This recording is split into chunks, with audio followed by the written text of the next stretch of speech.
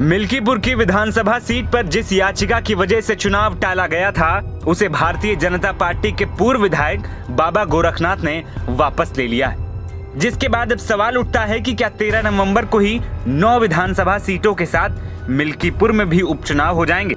दरअसल यूपी की खाली 10 विधानसभा सीटों में से 9 पर मंगलवार को इलेक्शन कमीशन ने चुनाव की तारीखों का ऐलान कर दिया, लेकिन इन 9 सीटों की लिस्ट में सबसे चर्चित सीट मिल्कीपुर का नाम ही नहीं था।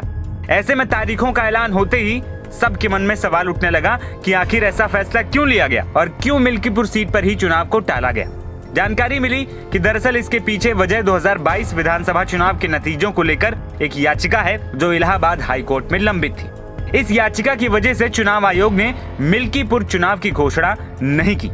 मुख्य चुनाव आयुक्त राजीव कुमार ने कहा था कि अदालत में पिटीशन पेंडिंग होने के कारण चुनाव नहीं हो रहा है, लेकिन अब जो वो याचिका वापस हो गई है तो फिर वहां चुनाव कब होंगे? क्या मिल्कीपुर में उपचुनाव बाकी विधानसभा सीटों के साथ 13 नवंबर को हो सकता है? जानकार मानते हैं कि ये संभव है, यानी अगर चुनाव आयोग चाहे तो बाकी 9 सीटों के साथ मिल्कीपुर में भी चुनाव हो सकते हैं, लेकिन ऐसा होगा इसको लेकर अभी भी सस्पेंस बरकरार है। आपको बता दें कि मिल्कीपुर में विधानसभा चुनाव टाले जाने का मामला यूपी में बड़ा राजनीतिक मुद्दा बन गया था। इसी बहाने समाजवादी पार्टी ने माहौल बनाना शुरू कर दिया कि बीजेपी को हार का डर सता रहा है। अखिलेश यादव ने इसे लेकर कहा कि जिसने जंग टाली है समझो उसने जंग हारी। समाजवादी पार्टी ने आरोप लगाया था कि चुनाव आयोग और बीजेपी की मिली भगत से ये सब हुआ है। सपा प्रवक्ता उदयवीर सिंह ने कहा कि सीसामऊ से विधायक रहे इरफान सोलंकी की याचिका के कारण वहाँ तो चुनाव नहीं टला, फिर मिल्कीपुर पर इतनी मेहरबानी क्यों? इस्तीफा दिए हुए आज 4 महीने से ज्यादा हो गया।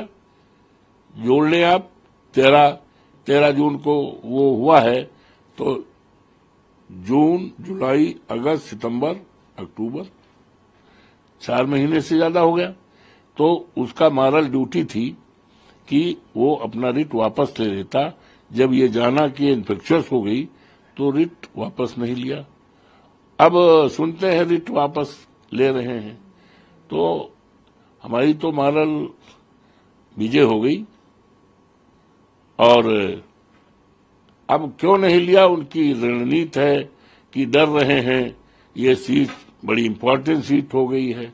इसकी चर्चा जो है बीजेपी के लोगों ने राष्ट्रीय विधानसभा बना दिया है, क्योंकि अयोध्या से जुड़ी हुई है, ये माननीय अखिलेश यादव से जुड़ी हुई है, अवधेश प्रसाद कार्यकर्ता से जुड़ी हुई है। लोकसभा चुनाव 2024 में फैजाबाद लोकसभा सीट पर मिली हार के बाद सीएम योगी के लिए मिल्कीपुर विधानसभा सीट प्रतिष्ठा का सवाल बनी। फैजाबाद लोकसभा क्षेत्र का ही हिस्सा है मिल्कीपुर।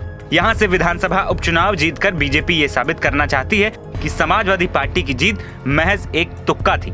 इसीलिए इस सीट की जिम्मेदारी खुद मुख्यमंत्री योगी आदित्यनाथ संभाल रहे हैं। वो पिछले महीने भर में 5 बार वहाँ का दौरा कर चुके हैं। इस बार समाजवादी पार्टी ने सांसद अवधेश प्रसाद के बेटे अजीत को मिल्कीपुर से टिकट दिया है। अखिलेश बिल्कुल भी रिस्क नहीं लेना चाहते।